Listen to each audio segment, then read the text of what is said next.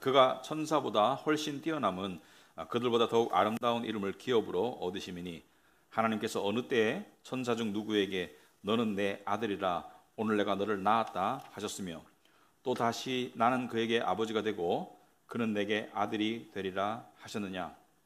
또 그가 맏아들을 이끌어 세상에 다시 들어오게 하실 때 하나님의 모든 천사들은 그에게 경배할지어다 말씀하시며 또 천사들에 관하여는 그는 그의 천사들을 바람으로 그의 사역자들을 불꽃으로 삼으시느니라 하셨으되 아들에 관하여는 하나님이여 주의 보좌는 영영하며 주의 나라의 규는 공평한 규이니이다. 주께서 의를 사랑하시고 불법을 미워하셨으니 그러므로 하나님 곧 주의 하나님이 즐거움의 기름을 주께 부어 주를 동료들보다 뛰어나게 하셨도다 하였고 또 주여 태초에 주께서 땅에 기초를 두셨으며 하늘도 주의 손으로 지으신 바라 그것들은 멸망할 것이나 주는 영존할 것이요 그것들은 다 옷과 같이 낡아지리니 의복처럼 갈아입을 것이요 그것들은 옷과 같이 변할 것이나 주는 여전하여 연대가 다함이 없으리라 하였으나 어느 때 천사 중 누구에게 내가 내 원수로 내 발등상이 되게 하기까지 너는 내 우편에 앉아 있으라 하셨느냐. 모든 천사들은 섬기는 영으로서 구원받을 상속자들을 위하여 섬기라고 보내심이 아니냐. 아멘. 앉으시기 바랍니다. 우리 말씀을 위해서 기도하도록 하겠습니다. 하나님 아버지, 오늘도 저희들을 이 예배의 자리 또 창조주 하나님을 우리가 예배하고 우리의 구원자 되시는 예수 그리스도를 우리가 예배하고 성령님의 은혜를 받는 그런 시간을 허락하심을 감사합니다. 이 시간 저희들이 이 말씀을 통해서 다시 한번 우리가 믿음이 단단해져서 우리가 일주일 동안 시달리던 삶에서 그 원인과 또 그 해결책을 찾고 돌아가는 그런 시간 될 수 있도록 주님 축복하여 주시옵소서. 예수님 이름으로 기도합나이다. 아멘. 우리가 히브리서를 공부하는 이유는 히브리서는 그 한마디로 이렇게 짧게 요약하자면은 그 믿음에 관한 책이죠. 그래서 로마서가 구원에 관한 이 핵심 진리를 가르친다면 물론 로마서도 믿음에 관한 이야기를 하고 다 이야기하지만 히브리서는 믿음에 초점이 맞춰져 있고요. 우리가 믿음이라고 할 때 여러 가지를 생각해 봐야 됩니다. 믿음이라고 할 때 첫째는 믿는 대상이 있겠죠. 누구를 믿는가, 무엇을 믿는가. 그리고 또 믿음이라고 말할 때는 믿음은 무엇인가, 믿음의 본질을 이야기하겠죠. 그러니까 대상과 본질이 있고 또 믿음은 어떻게 형성돼 가는가, 믿음의 형성 과정이 있겠죠. 믿음은 어떻게 만들어지는가, 그 대상을 향한 그 본질적인 믿음이 어떻게 만들어지는가, 그리고 또 믿음의 결과가 있겠죠. 믿음이 완성되면, 믿음이 이루어지면, 소위 믿음이 강해지면 어떤 결과와 어떤 영향력이 생길까, 그런 것들을 다루는 것이 히브리서고, 순서에 의해서 히브리서의 출발은 믿음의 대상이 되시는 예수 그리스도에 관한 내용으로 시작을 해요. 그래서 이 믿음이라는 것은 가만 보면 두 가지 요소의 결합입니다. 우리가 누군가를 믿는다, 믿을 수 없다, 저 사람 믿을 만해, 저 회사 제품은 믿을 만해 라고 말할 때는 무엇을 바탕으로 이렇게 판단하는 것이죠? 그 사람에 대한 정보, 지식을 바탕으로 거기에 대한 신뢰가 쌓이면 믿음이 되는 거예요.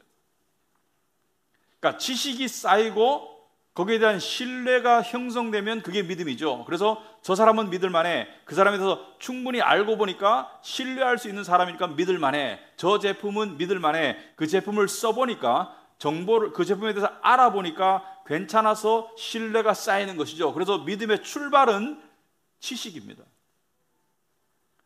그래서 지식이 없이 믿음이 될 수가 없어요. 지식이 없이 신뢰로 나아갈 수가 없는데 간혹 이런 분들이 있더라고요. 나는 복잡한 지식은 필요 없고 나는 그냥 예수 믿을래, 나는 하나님 믿어, 나는 열심히 봉사하고 하나님 믿을래. 그 믿음은 성경의 믿음이 아니에요. 그 믿음은 종교적 열심이지 성경의 믿음이 아니에요. 지식이 없이 믿음이 생길 수가 없습니다. 그래서 믿음을 원하는 자, 출발점은 지식입니다.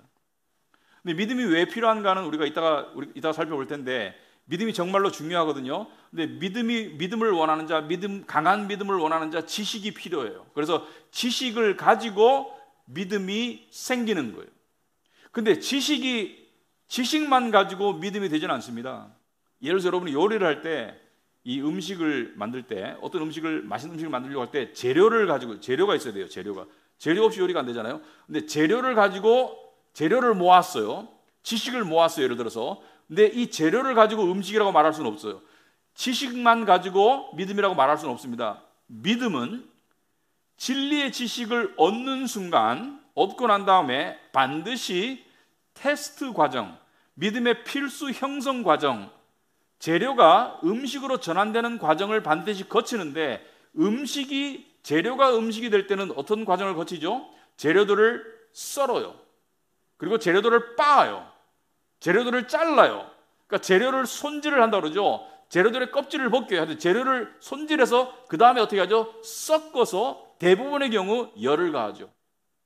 뭐 굽든지 뭐 삶든지 찌든지 뭐 프라이팬에 그 기름에 튀기든지 하여튼 열을 가하는 과정을 통해서 음식이 만들어져요. 숙성 과정을 통해서. 그래서 믿음에는 지식이 근본이지만 지식이 믿음의 필수 형성 과정을 거치는데, 그것을 쉽게 말하면 히브리서는 고난이라고 말합니다. 고난을 통해서 믿음이 형성되는 거예요. 그래서 고난을 성경에서 뭐라 합니까? 불이라고 표현하죠. 불. 너희를 연단하는 불. 고난을 통해서 믿음이 만들어진다. 그런데 모든 고난이 믿음을 만들지는 않습니다. 여러분, 요리할 때 열을 가한다고 무조건 맛있는 음식이 되지 않고 어떤 때는 음식이 타버려요.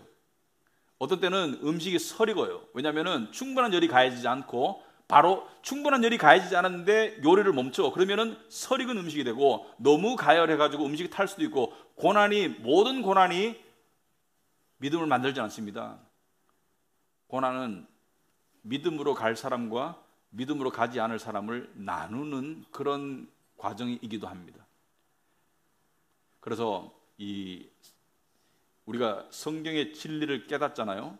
그럼 그 다음에 반드시 고난이 와요. 이거는 그냥 공식이에요, 공식. 그러니까 우리가 어떤 진리를 깨닫잖아요. 그럼 반드시 고난이 와요.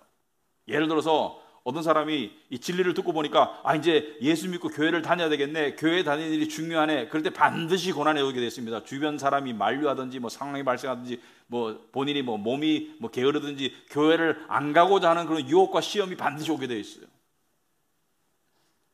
어떤 사람이 어떤 힘든 상황을 놓고 기도해요. 말씀을 보니까 하나님께서 우리를 보살피시겠다, 모든 것이 합력하여 선을 이루신다, 그리고 하나님께서 우리 함께 하신다, 우리를 지키신다, 우리를 도우시는 하나님, 그런 말씀을 듣고 난 다음에 이 상황을 도와주세요라고 기도하는데 어떻게 되던가요? 10중 8구는 상황이 안 변하거나 많은 경우 악화돼요. 근데 그럴 때 우리가 뒤통수 맞은 기분이죠. 상황이 힘들어서 기도했는데 하나님께서 상황을 더 어렵게 만드셔. 그럴 때 우리가 멘붕이 오죠. 근데 히브리서를 읽어보면, 성경을 읽어보면 뭐라 그래요? 그때 인내하고 참아라 그러죠. 인내하고 참아라. 왜? 여러분, 만약에 우리가 고난이 있는데, 믿음의 형성 과정이 있는데, 만약에 우리가 기도하자마자 바로 고난이 나아지고 탈출구가 보이고 그리고 상황에서 벗어나기 시작하면 그건 믿음이 아니에요. 그것은 그냥 즉각적으로 해결된다면 그 믿음이 될 수가 없어요. 여러분, 요리를 할 때 충분한 불을 가하지 않으면 요리가 안 됩니다. 불을 일찍 끄면 음식을 먹을 수가 없어요. 충분한 열이 가해져서 숙성이 되고 뒤섞이고 끓고 그 안에서 부글부글 어떤 과정이 있어야 되죠. 그렇듯이 믿음은 고난이라는 과정을 거치는데, 그 고난이 언제 끝날지, 얼마나 강할지는 요리사가 정하는 거예요. 재료가 정하는 것이 아니고 요리사가 정하는 거예요. 그래서 하나님께서 우리에게 지식을 주고 난 다음에 우리를 고난으로 끓일 때가 있는데, 그때가 정말 힘들어요. 근데 그때 끓으면서 이 속에서 뒤죽박죽거리고 어떤 우리 음식을 끓이다 보면 이 부글부글 올라오죠, 그죠? 우리의 믿음에 비유하자면 우리 안에서 불순물들이 올라오죠. 원망도 올라오고 의심도 올라오고 이 하나님을 향한 두려움, 따짐 다 올라오죠. 욥도 마찬가지. 욥도 믿음이라는 어떤 재료를 가지고 하나님께서 끓이기 시작할 때, 고난으로 끓이기 시작할 때 그 안에서 엄청난 원망과 의심과 불만이 올라오죠. 근데 욥은 믿음의 완성 단계로 갔습니다. 욥은 그 과정 속에서 인내했어요. 그래서 성경에 보면 욥의 인내를 배워라 이런 말이죠. 욥의 인내가 무슨 인내예요? 고난 속에서 견디는 인내. 그러니까 고난 속에서 어떻게 견뎠습니까? 하나님을 향한 원망이 없었습니까? 하나님을 향한 의심이 없었습니까? 있었지만 하나님께 붙어 있었어요. 하나님께 따졌어요. 그래서 끝에 가서는 에스더처럼 죽으면 죽으리라는 믿음의 완성에 도달했어요. 그때 하나님께서 불을 탁 끄셨어. 이제 됐다. 그 중간 얼마나 힘들었겠어요? 근데 모든 고난이 욥처럼 믿음으로 완성되지 않습니다. 욥의 아내 어떻게 했습니까? 그 정도에 됐으면 그냥 하나님을 원망하고 죽어버려라 이렇게 말하죠. 하나님을 원망하고 떠났어요. 자기는 안 죽었어요. 하나님을 원망하고 떠났어요. 그래서 고난이 오면 떠나는 사람, 하나님께 붙어있는 사람 둘로 나뉘게 됩니다. 근데 이 고난이라는 과정 없이 믿음이 형성되지 않아요. 그래서 믿음의 재료인 지식을 받으면 고난이라는 필수 형성 과정을 거쳐서 믿음이 되는데, 그래서 히브리서는 크게 두 부분으로 되어 있고 또 엄밀히 말하자면 세 부분으로 되어 있어요. 첫째는 믿음의 대상에 관한 지식 전달, 그러니까 지식이라는 재료를 주는 게 히브리서예요. 지식이나 예수 그리스도에 관한 지식을 주는 게 믿음이에요. 그 다음에 두 번째, 고난에 대한 믿음의 관점, 고난을 설명하고 있어요. 고난이 왜 오는가, 고난을 어떻게 다룰까, 고난이 닥치면 어떻게 해야 되나. 그래서 성경적인 관점에서 고난이 하나님께서 우리의 파멸을 위해서 우리를 파멸시키려고 주시는 것이 아니라 우리의 믿음의 유익을 위해서 주시는 것이라는 것을 이해시키고 인내시키기 위해서 거기에 대한 설명을 하고요. 그 다음에 마지막에 가서는 믿음의 결과인 소망과 영광과 평강에 대해서 이야기합니다. 그렇게 세 부분으로 되어 있는데 지금 우리는 첫 번째 단계를 지나고 있어요. 첫 번째 단계가 뭐라고요? 지식 단계. 예수 그리스도를, 그러니까 믿음의 대상이신 예수 그리스도를 아는 지식 단계. 그래서 지난주 설교에서 아마도 예수님이 하나님이다 이런 설교를 들으셨을 거예요. 예수님이 하나님이다 이런 설교를 들었을 것인데, 오늘은 좀 더 구체적으로 예수 그리스도가 누구인지를 설명하고 있는데, 오늘 4절을 보시면 여러분 오늘 말씀을 읽으면서 좀 거슬리는 말이 있을 겁니다. 거슬린다기보다는 좀 마음에 와닿지가 않겠죠. 예를 들어서 그가 천사보다 훨씬 뛰어나다고 말하고 있어요. 4절에 천사보다 훨씬 뛰어나다. 5절에 보니까 하나님께서 어느 때에 천사 중 누구에게 너는 내 아들이라 하였느냐, 천사에 관한 얘기가 계속 나와요. 6절에 보면은 모든 천사들은 그에게 경배할지어다. 7절에는 또 천사들에 관하여는 이렇게 나오고, 그는 그의 천사들을 바람으로 그의 사역자들을 불꽃으로 삼으시니라. 마지막 절에 또 천사가 나와요. 모든 천사들은 섬기는 영이다. 그래서 구원받을 상속자들 위하여, 우리 같은 구원받을 자들 위하여 섬기라고 보냄을 받은 것이 천사라고 이야기하고 있어요. 천사 얘기가 와닿아요? 천사 얘기가 와닿지 않죠. 왜냐하면 우리가 살고 있는 문화 속에서 천사라는 단어는 산타클로스랑 비슷한 단어가 되었어요. 어떤 단어냐, 실제 하진 않지만 관념 속에서 존재하는 단어로서 착한 사람이나 나를 위하는 사람, 또는 몰래 나를 위해서 뭔가 좋은 일을 하는 사람을 천사라고 부릅니다. 저 사람 천사 같아, 그런 뜻입니까? 저 사람 착하다는 뜻이에요. 많은 사람들이 천사의 존재를 안 믿어요. 근데 우리가 성경을 읽을 때 항상 기억해야 되는 원칙이 있습니다.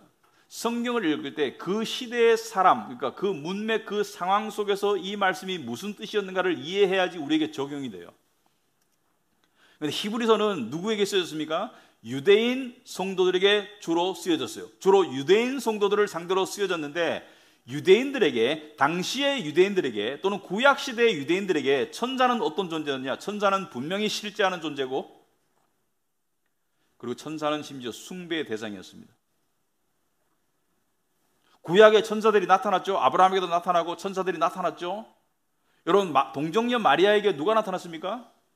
동정녀 마리아에게 누가 나타나서 네가 처녀지만 남자를 모르는 상태에서 임신하고 남자를 모르는 상태에서 아이를 낳을 것이다. 동정녀로 임신하고 동정녀로 출산할 것을 누가 말했어요? 천사장 중에 하나인 가브리엘이 말했죠. 그러니까 천사는 당시의 유대인들에게 숭배의 대상이었어요. 그래서 유대인들의 관념 속에 이 서열 구조는 하나님, 그리고 유대인들이 인간 중에, 그러니까 생존했던 인간 중에 가장 존경했던 인물이 모세입니다. 그리고 엘리야, 그죠? 근데 모세가 약간 더 높아요, 숭배 서열에서. 그래서 하나님, 모세, 그 다음에 선지자, 제사장 이렇게 돼 있어요. 하나님, 모세, 선지자, 제사장. 근데 천사의 위치가 어디냐? 하나님과 모세 사이입니다. 모세 위에 천사가 있어요. 그러니까 하나님, 천사, 모세, 선지자, 제사장 이렇게 된 거예요.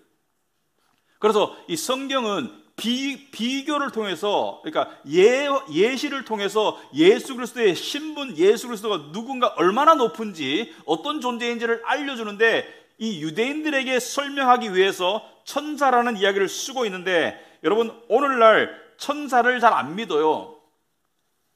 요걸 조금 짚고 넘어갑시다. 오늘날 사람들이 천사만 안 믿는 것이 아니고, 저는 여러분들을 말하는 것이 아니고, 오늘 일반적으로 사람들이 천사도 안 믿고 마귀의 존재, 그러니까 각각의 문화 속에서 귀신 또는 악령 또는 뭐 신내림, 마귀의 존재도 안 믿어요. 또 더 나아가서 사후세계도 안 믿어요. 그리고 눈에 보이지 않는 모든 것을 안 믿어요. 사람들의 일반적인 생각은 유물론적 사고관입니다. 유물론은 공산주의의 기초 이론 중에 하나인데, 유물론적 사고관이 뭐예요? 유물론이라는 것은 세상을 눈에 보이는 물질 중심으로 이해하려는 세계관이 유물론적 세계관이고, 유물론적 세계관은 정신세계나 영적 세계의 존재를, 영적 세계를 등한시해요. 그리고 유물론적 세계관은 정신세계는 인정하지만 등한시하고 영적 세계는 없다고 간주하는 게 유물론적 세계관이에요. 그래서 오늘날 현대인들은 유물론적 세계관을 넘어서서 영적 무지론자가 되었습니다. 영적 무지론자는 것은 이런 뜻이에요. 영적으로 무지하고 영적으로 무관심하고 영적인 세계가 없다고 생각하고 영적인 세상에 관심이 없고 영적 무지론자예요. 사람들은 봐야 믿을 수도 있고 보는 것만 믿는다. 내가 만질 수 있고 가질 수 있는 것만 믿지, 나는 보지 않는 것은 믿지 않고 그 실체를 인정하지 않는다고 말하는데, 엄청나게 미련한 얘기를 하고 있는 것이죠. 왜? 이렇게 말하는 사람들조차도 자기들이 알게 모르게 가장 신경 쓰는 부분은 뭐냐면, 눈에 보이는 몸뚱아리가 아니고 눈에 안 보이는 마음입니다. 사람들은, 여러분, 하루에 우리가 쓰는 에너지, 우리가 쓰는 정신적 에너지에, 또는 우리가 그냥 일반적으로 에너지, 우리가 쓰는 그 노력과 애씀의 상당 부분이 뭐예요? 이 직장생활 하시는 분들이 저보고 이렇게 얘기해요. 마치 제가 직장생활 안 해본 것처럼, 목사님한테 알려주는 것처럼. 목사님, 직장생활 할 때 일은 별로 안 힘들어요. 일보다 더 힘든 게 사람이에요. 그러더라고요. 사람? 왜냐하면 사람 때문에 마음을 다치는데, 사람 때문에 두렵고 사람 때문에 이 마음을 다치는 게 굉장히 힘들다. 여러분, 두려움이나 우울감이나 상실감이나 패배감이나 뭐 어떤 우리가 마음을 지키기 위해서 얼마나 애쓰고 있어요. 마음을 지키기 위해서.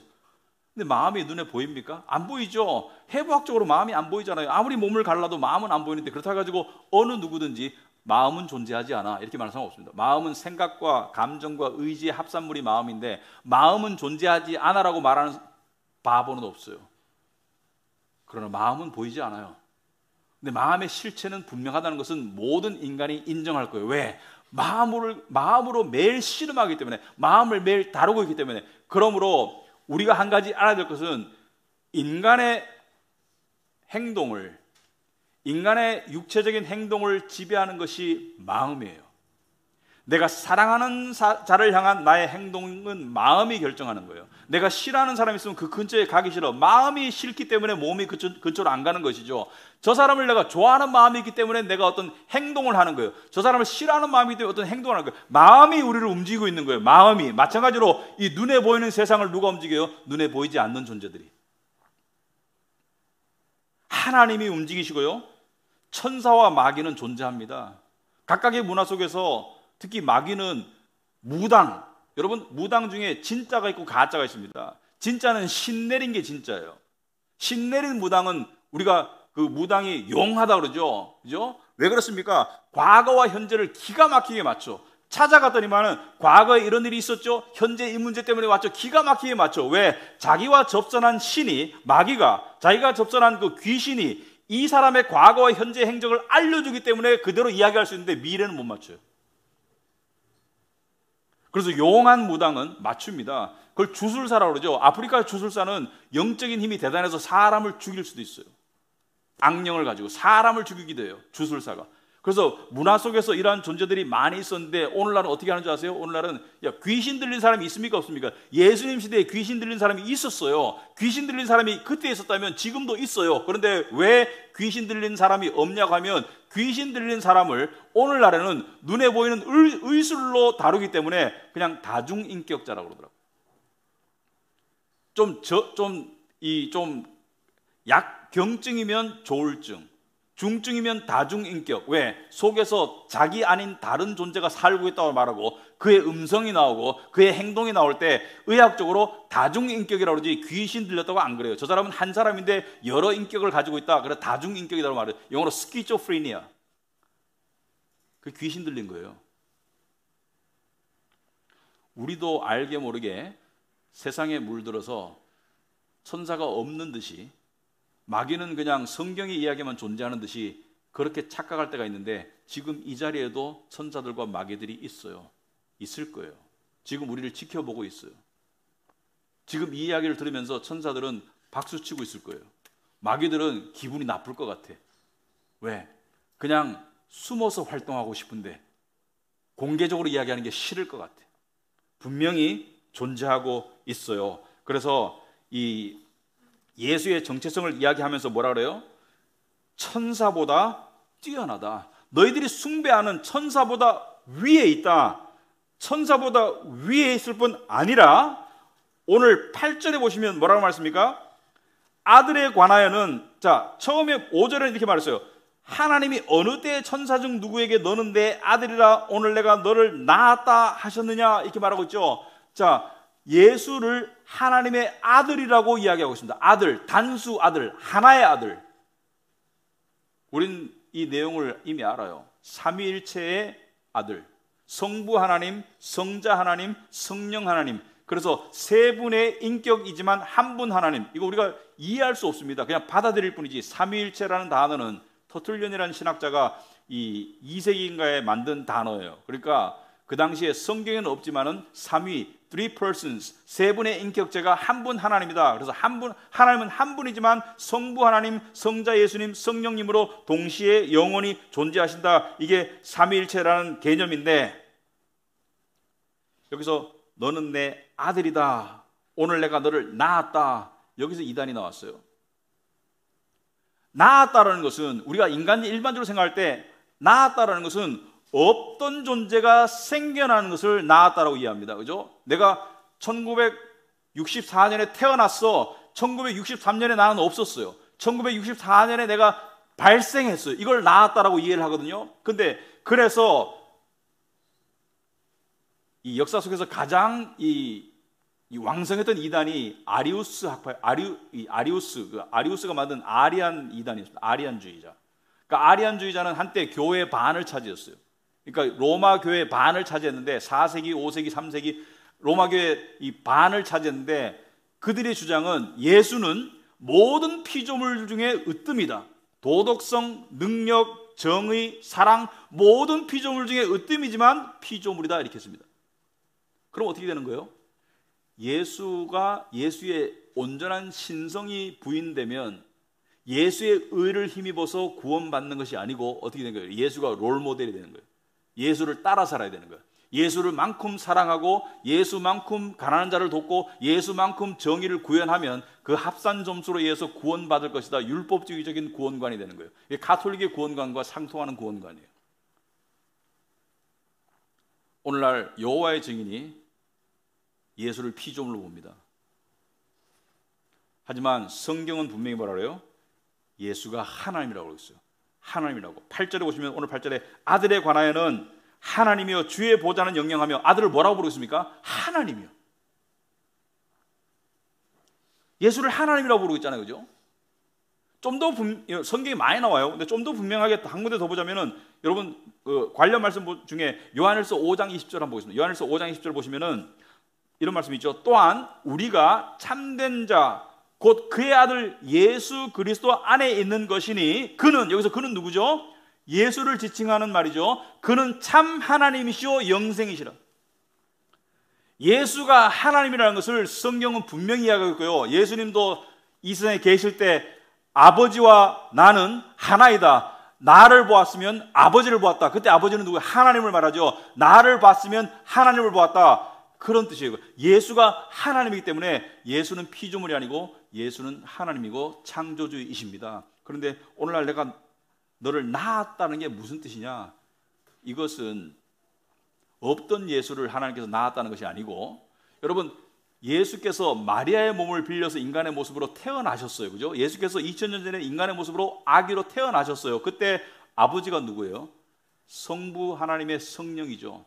성령과 하나님은 같으니까 성령이죠. 그래서 낳았다는 것은 성육신을 말합니다. 낳았다는 것은 예수가 육신의 모습으로 출생한 것을 말하지, 예수의 존재가 그때 발생했다는 것은 아니고, 예수는 하나님으로서 영혼 속에 존재하시지, 예수를 낳았다는 것은, 오늘 내가 너를 낳았다는 것은 성육신을 말하는 거예요. 예수께서 육신의 모습으로 오신 것을 말하고, 이것은 이미 예언이 되어 있었습니다. 시편 2편 7절에 똑같이 예언이 되어 있었어요. 내가 여호와의 명령을 전하노라. 여호와께서 내게 이르시되, 시편 2편은 메시아에 관한 시편이죠. 내가 여호와의 명령을 전하노라. 여호와께서 내게 이르시되 너는 내 아들이라. 오늘 내가 너를 낳았도다. 오늘 내가 너를 낳았도다. 뭐예요? 우리의 입장에서 봤을 때 인간의 모습으로 태어나신 것을 말하는 것이지, 예수라는 존재가 창조되었다는 것을 말하는 게 아니에요. 왜? 예수는 하나님이기 때문에.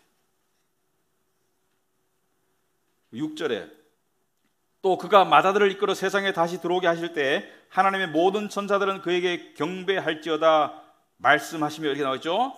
모든 천사들은 그에게 경배할지어다. 유대인들의 입장에서 생각하셔야 돼요. 천사를 하나님 밑으로 생각하던 자들이, 천사 위에는 누구밖에 없어요? 천사 위에는 하나님밖에 없습니다. 근데 천국 가면 서열이 바뀌어요. 천국 가면은 천사, 성도, 그리고 아니요, 하나님, 성도, 천사로 바뀝니다.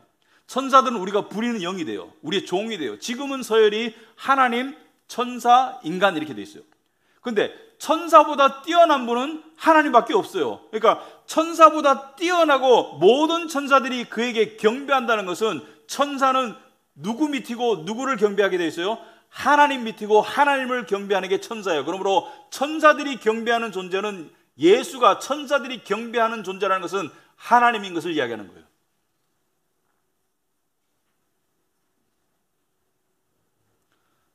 여기서 우리가 잠깐 생각을 해봐야 됩니다. 예수가 하나님이시다, 창조주이시다. 그런데 인간에게 재판을 받으셨다, 인간에게 조롱을 당하셨다, 인간에게 채찍에 맞으셨다, 인간에게 죽임을 당하셨다. 여러분, 이것은 재판관이 흉악범한테 재판을 받고 사형당하는 거 똑같은 거예요. 재판관이 흉악범한테 재판을 받고 사형당하는 일이 세상에 있을 수가 없습니까? 있을 수가 없죠. 그런 일은 발생할 수가 없잖아요. 의로운 재판관이 흉악범한테 재판을 받아요? 그런 일은 없잖아요. 그러니까 복음을 설명할 수 있는 예화는 이 세상에 존재하지 않아요. 복음을 설명할 수 있는 예화는 이 세상에 존재하지 않아요.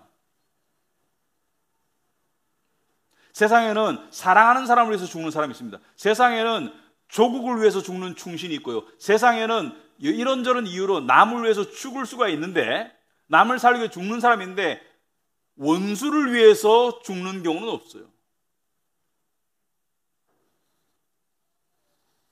또한 예수는 창조주이시면서 심판주입니다. 여러분, 오늘 10절에 보시면 또 주여, 하나님이신 예수께서 태초에 주께서 땅에 기초를 두셨으며 하늘도 주의 손으로 지으신 바라.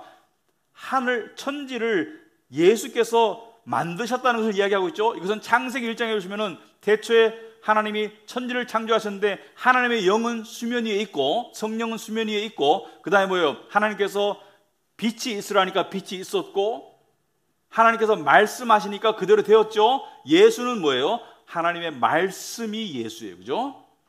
그래서 창세기 1장을 받아서 요한복음 1장에 보시면은 태초에 말씀이 계시니라. 이 말씀이 하나님과 함께 계셨으니 이 말씀이 곧 하나님이다. 모든 만물이 그로 말미암아 지은 바 되었다. 그로 말미암지 않고 지어진 것은 아무것도 없다. 그래서 만물을 만드신 말씀을 이야기하고, 말씀이 하나님이고, 요한복음 1장 14절에 보시면 말씀이 육신이 되어 우리 가운데 거하심에 우리가 그의 영광을 보니 아버지의 독생자의 영광이요. 누구를 말해요? 예수를 말하죠. 예수가 말씀이다. 그죠? 예수께서 오늘 10절에 땅에 기초를 두셨으며 하늘도 주의 손으로 지으신 바라. 예수님이 창조하셨어요. 이 세상은 예수님 거예요. 그리고 11절에 뭐예요? 근데 그것들은 멸망할 것이나. 여러분, 이 세상은 멸망할 것이라고 분명히 성경에 나와 있습니다. 이 세상은 멸망할 거예요. 여러분, 한 주간 살면서 이 세상에 꽂혀서 살았다면 우린 잘못 산 거예요. 멸망할 세상에 꽂혀 산 거예요. 철로 역정에 보면 이 주인공 크리스천이 멸망도성을 피해서 달아나잖아요. 우린 멸망할 세상에 꽂혀 사니까 그렇게 힘들었던 거예요. 허무하고. 왜냐하면 멸망할 거를 영원히 가지려고 하는 그 마음 때문에 힘들었던 거예요. 이 세상은 멸망할 거예요. 그것이 핵전쟁일지, 그것이 무슨 뭐 기후변화일지, 환경 파괴일지, 뭐 그건 저는 모르겠어요. 그건 구체적으로 모르겠지만 이 세상은 멸망할 거예요. 그런데 뭐예요? 오직 주는 영존할 것이요. 여기서 주는 누구예요? 예수 그리스도. 제품은 사라지지만 제작자는 영원해요.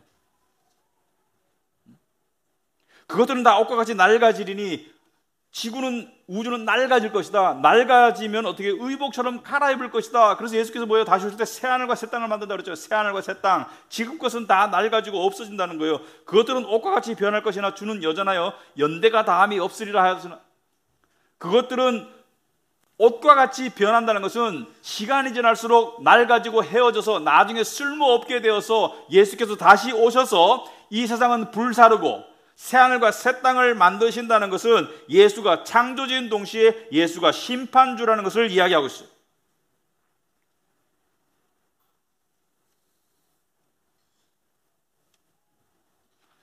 예수는 역사 밖에서 역사를 시작하셨고 역사 가운데 들어오셔서 역사를 바꾸셨고 죄의 역사를, 그리고 지금 역사를 멈추실 분도 예수예요.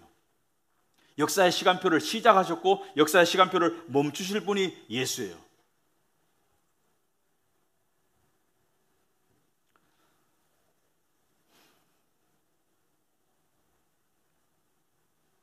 그런데 창조주가, 영광의 하나님이 인간의 모습으로 오셔서 인간에게 재판받고 인간에게 조롱당하고 인간에게 찔리고 인간에 의해서 십자가에 매달려가지고 오전 9시부터 오후 3시까지 6시간 동안 버둥버둥 거리시다가 온몸에 피가 다 빠지고 죽으셨다.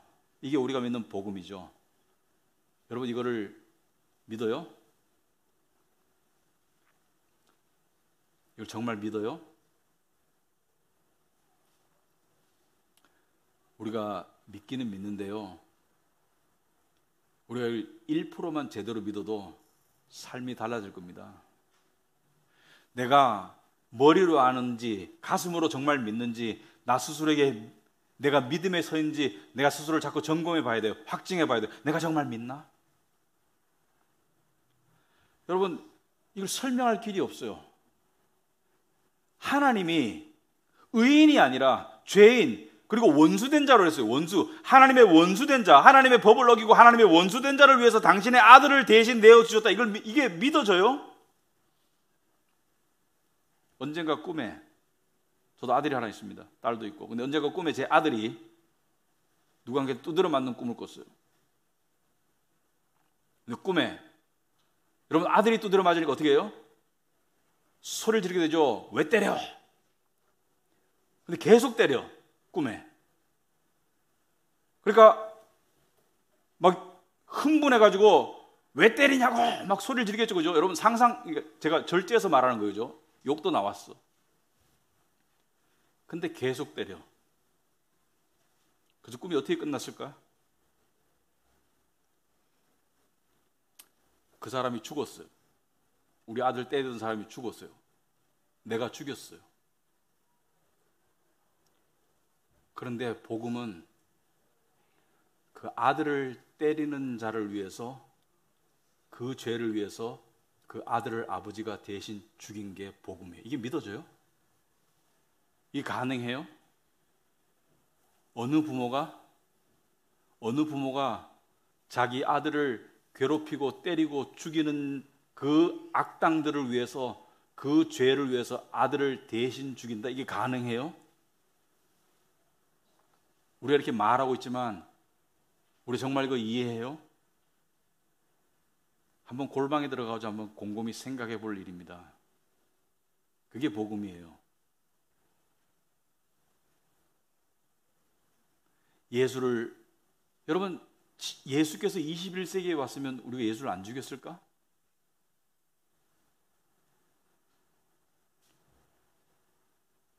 하나님은 마땅히 우리를 죽였어야 돼요.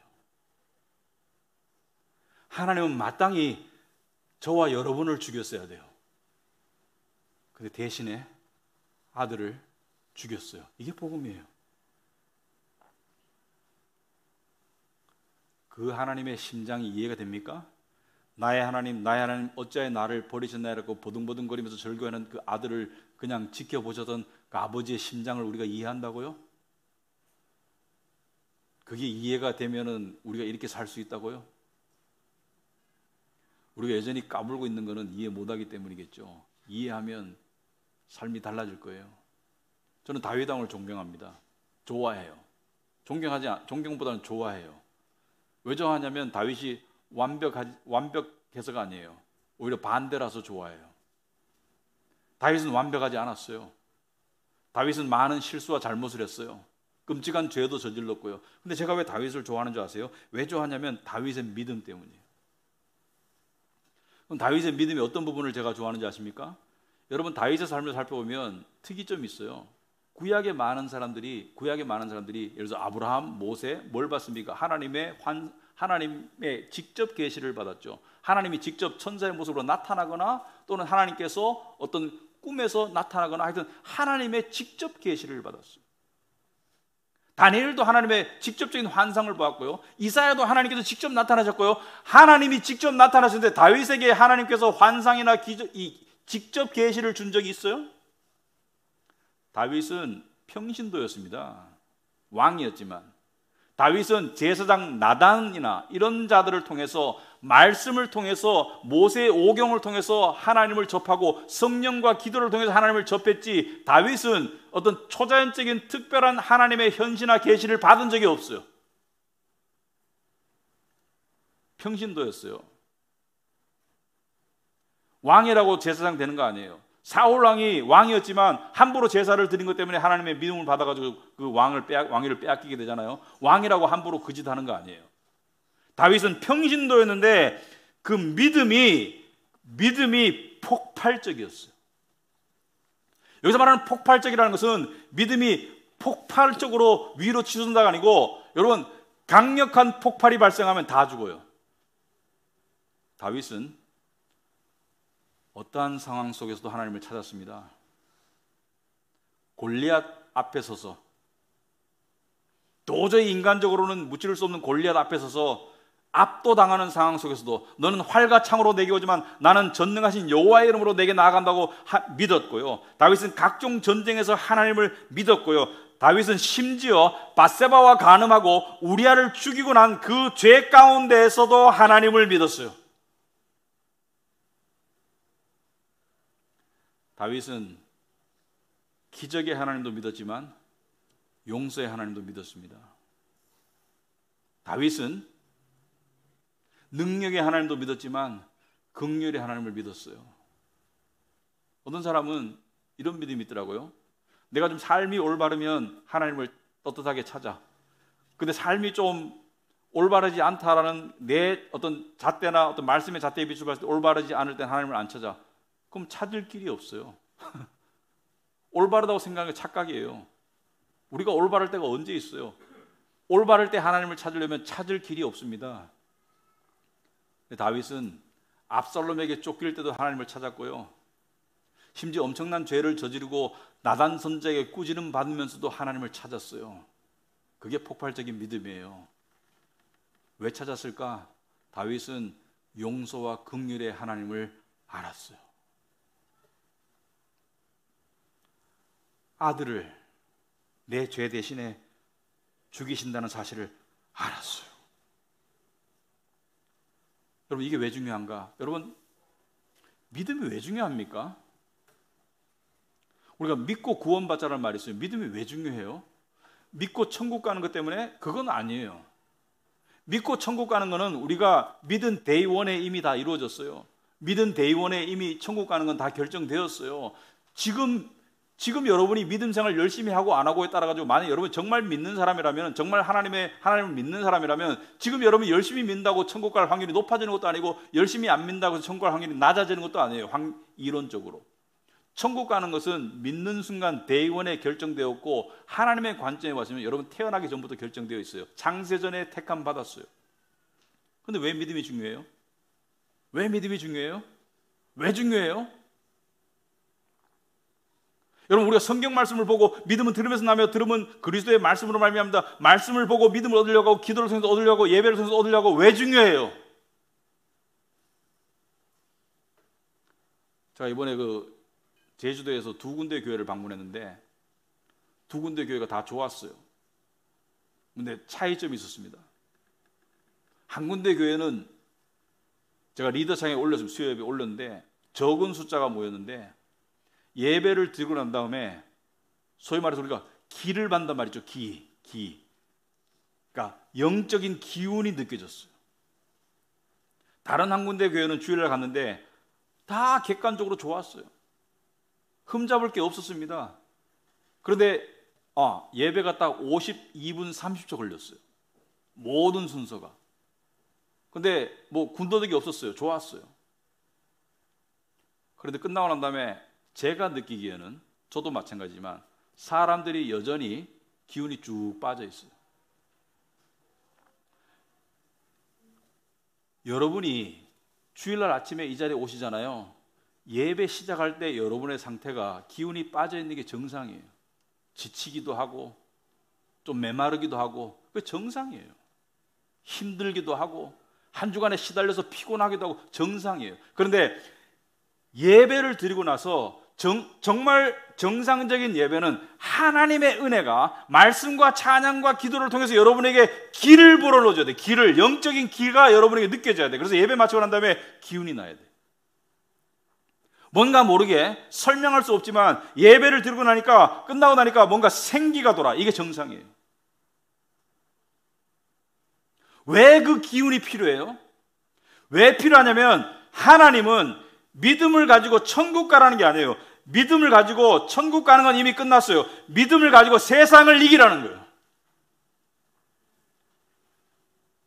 나중에 히브리서 10장에 가시면 하나님께서 담대함을 버리지 마라. 너희 담대함이 큰 상을 얻는다. 근데 왜 담대함을 버리지 말아요? 어떤 사람은 재산을 빼앗기고 믿는다고, 어떤 사람은 감옥에 가고, 그런데 그런 속에서 세상을 이기고 담대함을 버리지 마라. 왜? 그것이 큰 상급을 얻는다. 믿음의 실체는 세상을 이기는 거예요.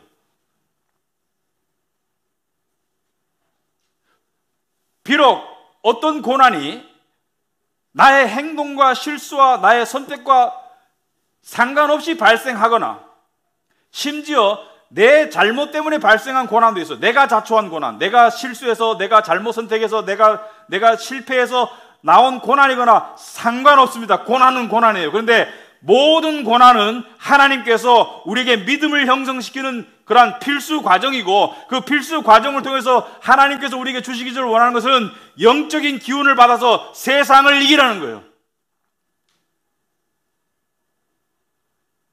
예수께서 뭐라 했습니까? 세상을 이긴 이것은 이것이니 바로 너희의 믿음이다. 믿음으로 세상을 이기라는 거예요. 여러분, 세상 속에서 사람들이 불안하고 위축될 때가 있어요. 그죠? 직장에서 예를 들어서 직장 인원을 줄인다. 그럴 때 사람들이 불안해하죠. 근데 어떤 사람은 보니까 별로 안 불안해 보여. 저 사람 뭐지? 어떤 사람은 가진 것이 없는데 그냥 당당하고 힘있게 살아가. 이런 말이죠. 저 사람 믿는 구석이 있는 것 같아. 이런 말이죠. 저 사람 믿는 구석이 있는 것 같아. 또 회사에서 어떤 사람이 직장이 흔들흔들 하는데 그냥 초연하면 저 로얄 패밀리 아니야? 뭔가 사주하고 연결된 로얄 패밀리 아니야? 이런 얘기를 하죠. 그죠? 로얄 패밀리 아니야? 우린 다 가지고 있어요. 우리 로얄 패밀리야. 우리 하나님의 자녀예요. 천지 만물을 지으시고 주관하시고 움직이시는 하나님이 우리 아버지, 우리가 로얄 패밀리예요. 우리가 그리스도의 피를 통해서 하나님과 하나님의 자녀가 된 로얄 패밀리예요. 우리 믿는 구석이 있어요, 없어요? 믿는 구석이 있어요. 믿는 구석이 있다니까요. 우리는 다 이뤄도 한 가지 이룰 수 없는 게 있는데 그게 바로 천국과 구원인데 그거 하나면 끝나는 거예요. 그런 속에서 나오는 당당함을 가지고 영적 기운을 가지고 세상을 이기라는 거예요. 그것은 교만하라는 것이 아니라 세상 앞에 무릎 꿇지 말라는 거예요. 세상 앞에 당당하라는 거예요. 우리는 세상을 이기는 거예요. 우리가 늙든지 병들든지 우리가 가난하든지 상관없이 세상을 이기는 거예요. 왜? 그것이 하나님이 기뻐하시는 거예요. 하나님은 그런 믿음의 용사들을 원하세요. 봐라, 내가 믿음 주니까 세상을 이기잖아. 그게 하나님이 원하시는 거예요. 진정한 겸손은요, 진정한 겸손은 세상 앞에서 조아리는 게 아니에요. 그거는 뭐냐면 자기를 의지하기 때문에 조아릴 수밖에 없는 거예요. 진정한 겸손은 자기를 부인하고 하나님을 의지하기 때문에 세상 앞에 담대한 거예요. 이게 겸손인 거예요. 앞으로 이번 주를 살면서도 여러분에게 다양한 일들이 발생할 겁니다. 세상은 절대로 정적이지 않아요. 세상은 아주 다이나믹하게 움직여요.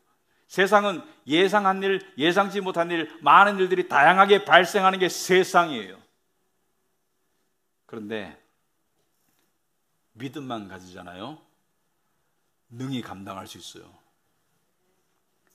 믿음 가지고 살잖아요. 능히 감당할 수 있어요. 아침마다 저는 일어나면 저를 세뇌시킵니다. 저를 세뇌시켜요. 첫째는 감사하다. 하나님의 존재를 인정하고요. 둘째는 나는 구원받은 하나님의 자녀야. 우리 아버지가 세상의 주인이야. 그러므로 어디 가든지 담대하게 살자. 저를 세뇌시켜요. 성경 말씀을 보고 세뇌시키고요. 기도로 세뇌시키고요. 저녁에 자기 전에 다시 확인해요. 저녁에 걱정거리가 있을 때 있습니다. 잠자기 시작, 항상 걱정거리는 잠자기 시작할 때 스물스물 올라와. 그럴 때 어떻게 해요? 모든 염려를 하나님께 던져요. 던지고 자야지. 끌어안고 잠이 오나? 던지고 자야지. 왜 던져요? 우리 아버지가 하나님인데 알아서 하시겠지. 던져요. 다음날 일어나면 또 불신앙 상태가 또 스물스물거려. 어떻게 해요? 진리를 또 선포해요. 또 믿어요. 그리고 저녁에 또 던져요. 자꾸 그렇게 사는 거예요. 나는 믿음이 좋으니까 이제 앞으로 열흘 동안은 별로 기도 안 하고 말씀 안 봐도 괜찮겠는데 그 믿음 없는 거예요. 믿음의 원천이 어디라고요? 바로 예수 그리스도 말씀인데 그거를 가까이 하지 않고 어떻게 내가 견딜 수가 있나? 그래서 믿음이 좋다는 것은 자기가 강하다는 게 아니에요. 믿음이 좋다는 것은 강한 분을 자주 찾아가는 거예요. 그래서 그런 삶 가운데 세상을 승리하시는 믿음의 사람으로 살아가시기를 축원합니다. 기도하겠습니다. 하나님 아버지, 참으로 저희들이 생각하면 생각할수록 놀라운 것은 하나님의 진리의 능력입니다. 이 진리가 우리와 함께하고 이 진리가 우리를 지켜주고 이 진리가 우리를 보호하며 이 진리가 우리를 영원한 나라로 인도하고 있습니다. 이 진리를 힘입어 살아가는 믿음의 사람들이 다 될 수 있도록 우리 카비넌트, 우리 식구들, 영적 가족들 하나님 축복하여 주시옵소서. 예수님 이름으로 기도합나이다. 아멘.